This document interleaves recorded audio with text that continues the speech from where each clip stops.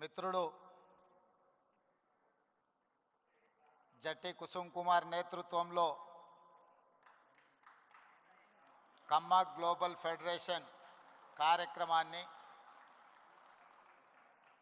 హైదరాబాద్లో ఏర్పాటు చేసి ఈ కార్యక్రమానికి నాతో పాటు మాజీ గవర్నర్ రామ్మోహన్ రావు గారిని,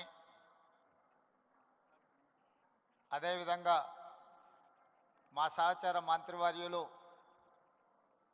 పెద్దలు పొంగులేటి శ్రీనివాసరెడ్డి గారు, కోమటిరెడ్డి వెంకటరెడ్డి గారు, కట్టా సుబ్రహ్మణ్యం నాయుడు గారు, సత్యవాణి గారు, చాలామంది పెద్దలు, పేరు పేరున అన్నిటికంటే ముఖ్యంగా నాకు మంచి మిత్రుడు, 17వ లోక్సభలో మాతో పాటు కలిసి పనిచేసిన కళానిధి అర్కట్ వీరాస్వామి గారు,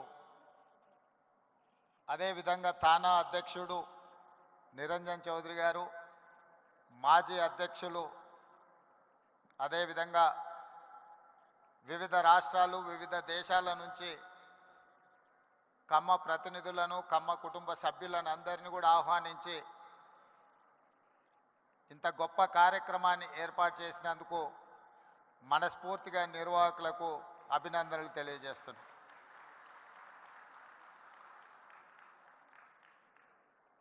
వాస్తవంగా ఈ కార్యక్రమం ఆలోచన 2 సంవత్సరాల క్రితమే రూపుదాల్చింది. నేను మిత్రుడు కుసుమ్ కుమార్కి 2023 కంటే ముందే ఈ కార్యక్రమాన్ని ఏర్పాటు చేయాలి అని చెప్పిన అది కార్యరూపం దాల్చలేదు. ఆ తర్వాత ఎన్నికల తర్వాత జరిగిన పరిణామాలు, ఆ తర్వాత ఖచ్చితంగా ఈ కార్యక్రమాన్ని ఏర్పాటు చేయాలి అని తలంపుతో 90 రోజుల్లోనే ఇంత పెద్ద కార్యక్రమాన్ని ఏర్పాటు చేసి ఇంత విజయవంతంగా నిర్వహించినందుకు మనస్ఫూర్తిగా నిర్వాహకులకు అభినందనలు తెలియజేస్తాను.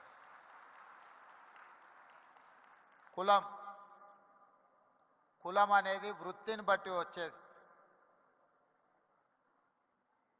కమ్మ కులానికి కమ్మ అంటే అమ్మ లాంటి వాళ్ళనే ఆలోచన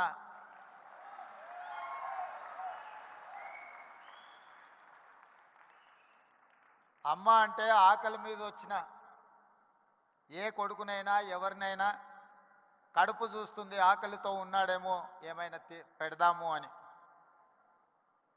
అందుకే కమ్మవారు భూమిని నేలను నమ్ముకొని వ్యవసాయం చేసి మట్టిలో నుంచి బంగారాన్ని తీసే పంటలు పండించి 10 మందికి సాయం చేసే కమ్యూనిటీ కమ్మ కులం.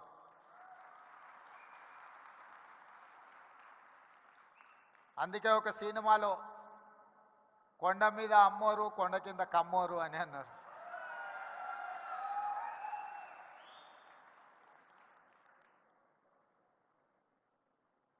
నేను మామూలుగా మా మిత్రులతో అంటుంటా, కమ్మాస్ ఎక్కడున్నారో మనం గుర్తుపట్టాలంటే పెద్ద రీసెర్చ్ చేయాల్సిన అవసరం లేదు. సారవంతమైన నేల, సమృద్ధిగా నీళ్ళు ఎక్కడ ఉంటాయో ఎత్తుకుతే అక్కడ తప్పకుండా కమ్మాస్ ఉంటారని చెప్పి, అది ఇవాళ కర్ణాటక అయినా, తమిళనాడు అయినా, తెలంగాణ అయినా, ఆంధ్రప్రదేశ్లో, తమిళనాడు అయినా, తెలంగాణ అయినా, ఆంధ్రప్రదేశ్లో అయినా ఎక్కడ చూసినా సారవంతమైన నేలలుండి మంచి పంటలు పండించగలిగిన, మంచి పంటలు పండుతాయన్న భూమి ఉన్న ప్రతి దగ్గర కమ్మ సోదరులు అక్కడ ఉంటారు. వాళ్ళ ఆలోచన ఎప్పుడు కష్టపడాలి, పంటలు పండించాలి, 10 మందికి ఉపయోగపడాలి, 10 మందిని ఆదుకునే ఆలోచన చెయ్యాలి అనేదే ఆ సామాజిక వర్గ నేపథ్యం. అదేవిధంగా నాకున్న సంబంధాలు కానీ, లేకపోతే నాకున్న సన్నిహిత సంబంధాల గురించి నేను పెద్దగా చెప్పాల్సిన అవసరం లేదు. ఎందుకంటే నేను ఎక్కడున్నా నన్ను ఎట్లా అభిమానిస్తారో మిత్రుడు ఎరపతినేని శ్రీనివాసరావు గారు ఈ వేదిక మీద నుంచి మాట్లాడిన దాన్ని బట్టి నేను ఎక్కడున్నా ఏ వేదిక మీద ఉన్నా కమ్మ సామాజిక వర్గం నన్ను ఎంత అభిమానంతో చూసుకుంటుందో ఎరపతినేని శ్రీనివాసరావు గారి మాటలు వింటే మిగతా అందరికీ అర్థమవుతుంది. అదేవిధంగా సత్యవాణి గారు ఒక మాట అన్నారు. వారు మాట్లాడుతుంటే అనర్గళంగా ఏ పేపర్ చూడకుండా వారి ఉపన్యాసం వినాలి అని అనిపిస్తుంది అని. అది ఎక్కడి నుంచో కాదు, ఎన్టీఆర్ లైబ్రరీలో నేర్చుకున్న చదివే ఈరోజు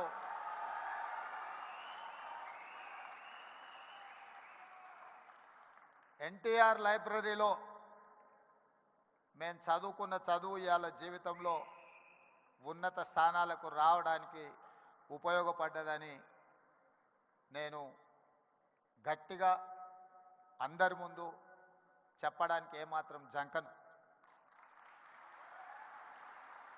మనం వచ్చిన నేపథ్యం, మన రాణించిన తీరు, మనకు అవకాశం ఇచ్చిన వాళ్ళను తక్కువ చేసి మాట్లాడవలసిన అవసరం లేదు, చిన్న చేసి చూడడము పద్ధతి కాదు. అదేవిధంగా కమ్యూనిటీకి సంబంధించిన గొప్ప వ్యక్తుల గురించి చరిత్ర గురించి మా మిత్రులు చాలామంది చెప్పారు. మిత్రుడు కుసుమ్ కుమార్ గారు ఎన్టీఆర్ కంటే ముందు 52 మంది కమ్మ సామాజిక వర్గం ఎమ్మెల్యేలు ఉండేవాళ్ళు అని అన్నారు.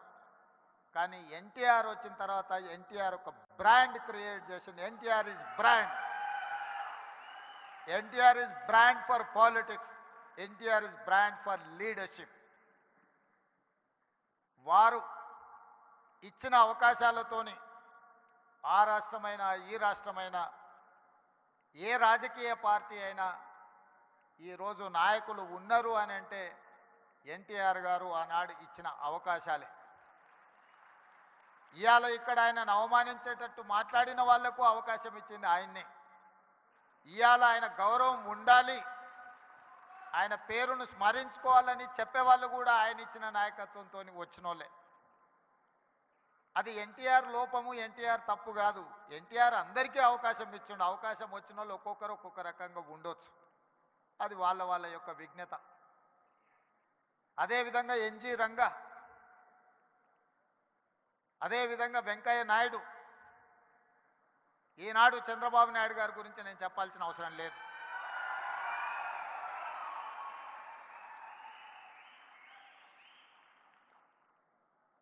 ఈ దేశంలో కాంగ్రెస్ పార్టీకి ఎదురే లేదు.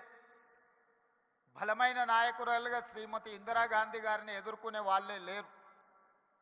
అంత బలమైన నాయకత్వాన్ని అందిస్తున్నప్పుడు ఎన్టీ రామారావు గారు ప్రవేశపెట్టిన సంకీర్ణ రాజకీయాలే ఇవాళ దేశాన్ని ఏలుతున్న వాళ్లకు అవకాశాలు ఇచ్చినాయన్న సంగతి మరవకూడదు.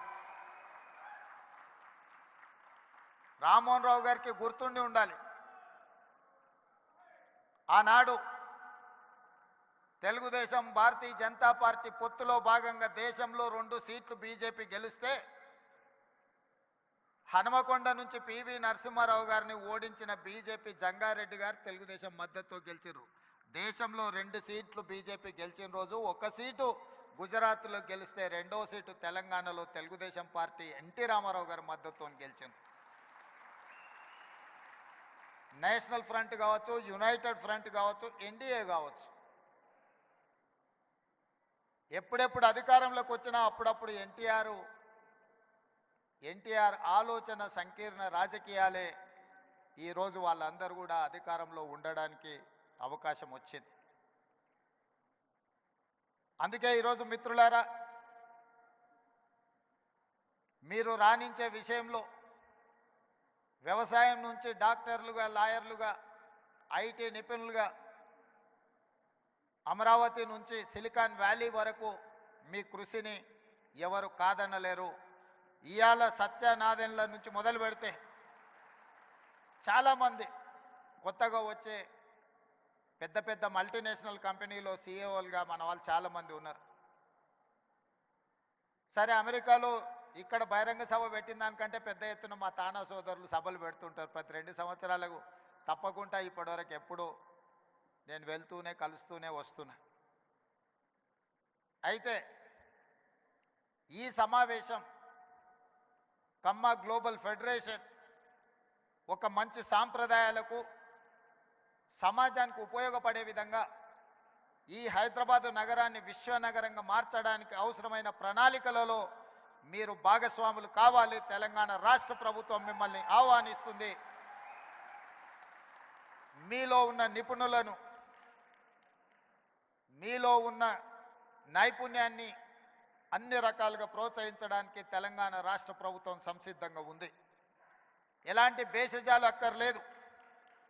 హైదరాబాదు నగరం ప్రపంచంతో పోటీ పడాలంటే ప్రపంచంలో రాణించిన కమ్మ సోదరులకు ఇక్కడ అన్ని రకాల అవకాశాలు కల్పించడానికి మా ప్రభుత్వం సిద్ధంగా ఉన్నది అని చెప్పి నేను ఈ వేదిక మీద నుంచి విజ్ఞప్తి చేస్తున్నా. మాకు భేషజాలు లేవు. కులం, మా కులాన్ని మేము అభిమానించుకుంటాం. మేము ఇతర కులాలను గౌరవిస్తాం. ఎక్కడా ఆ విషయంలో పొరపాటు జరగదు. మా కులం పట్ల మాకు అభిమానం ఉండొచ్చు, కానీ ఇతర కులాల పట్ల అపారమైన గౌరవం ఉన్నది. ఈ విజ్ఞతను ఎప్పుడూ తెలంగాణ రాష్ట్ర ప్రభుత్వం పాటిస్తుంది. మా మిత్రుడు శ్రీనివాసరెడ్డి గారైనా, మా సోదరుడు కోమటిరెడ్డి వెంకటరెడ్డి గారైనా మేము ఈ సూత్రాన్ని ఎప్పుడు అమలు చేస్తూనే ఉంటాం. తెలంగాణ రాష్ట్రంలో వివక్ష ఉండదు. తెలంగాణ రాష్ట్రంలో మీ కష్టానికి గుర్తింపు ఉంటుంది, మీకు అవకాశాలు ఉంటాయి. అదేవిధంగా ఈరోజు ఈ నగరం రాణించాలి అని అంటే పెట్టుబడులు రావాలి, పరిశ్రమలు పెరగాలి, దానికి అవసరమైన అనుమతులు ఇవ్వాలి. ప్రపంచంలో నిరసన తెలపడం అనేది ప్రాథమిక హక్కు. పన్నులు కడుతున్న ప్రాంతంలో ఎవరైనా తమకు నచ్చనప్పుడు, తమకు నచ్చని కార్యక్రమాలు ప్రపంచంలో జరుగుతున్నప్పుడు నిరసన తెలపడం అనేది, నిరసన తెలపడానికి అవకాశం ఇవ్వడం అనేది ప్రభుత్వాల బాధ్యత. నాడు తెలంగాణ ఉద్యమం జరుగుతున్నప్పుడు తెలంగాణ పిల్లలు అమెరికాలో వైట్ హౌస్ ముందర కూడా నిరసన తెలిపిన, అమెరికాలో కూడా తెలంగాణ ఉద్యమం చేయడానికి అమెరికన్ ప్రభుత్వమే అనుమతి ఇచ్చినప్పుడు తెలంగాణ రాష్ట్రంలో కొంతమంది తమ నిరసన తెలపాలనుకున్నప్పుడు ప్రభుత్వాలు నిర్బంధించాలన్న ఆలోచన వాళ్ళ పతనానికి దారి తీసింది తప్ప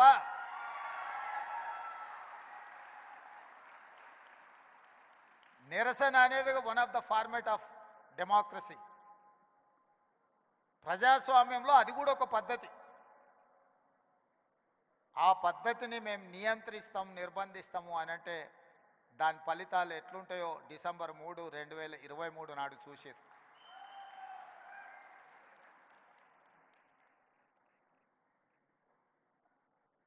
వెంకయ్య నాయుడు గారు రాష్ట్రపతి అవుతారని, అవ్వాలని మేమందరం ఆకాంక్షించిన పార్టీలు వేరైనా కూడా మన తెలుగువాడు ఢిల్లీలో మనకు ఒక గుర్తింపు, గౌరవాన్ని తెచ్చినవాడు.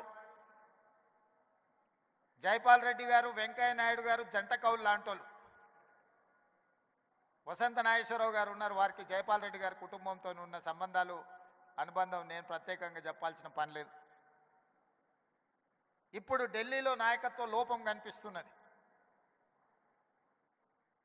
వెంకయ్య నాయుడు, జైపాల్ రెడ్డి గారు, అంతకంటే ముందు పివి నరసింహారావు గారు లాంటి, ఎన్టీ రామారావు గారు లాంటి నాయకులు తెలుగు రాష్ట్రాల నుంచి మన వాళ్ళు అక్కడ ఉంటే ఈరోజు జాతీయ స్థాయిలో మనకు కొట్టొచ్చినట్టుగా నాయకత్వ లోపం కనిపిస్తున్నది.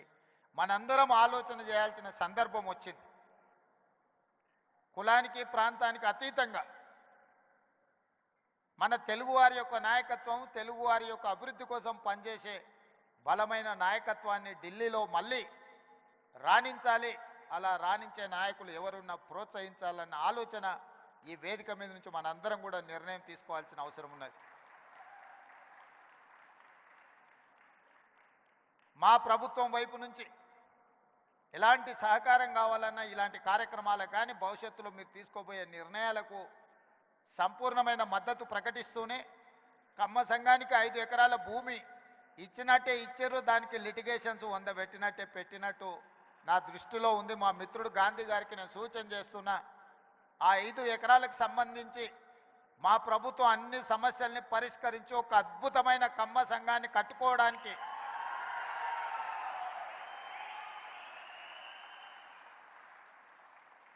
వేదిక మీద సివి రావు గారు ఉన్నారు. అమీర్పేట చౌరస్తాలో ఎప్పుడు చూసినా కమ్మ సంఘం సివి రావు గారు కనిపిస్తూనే ఉంటారు.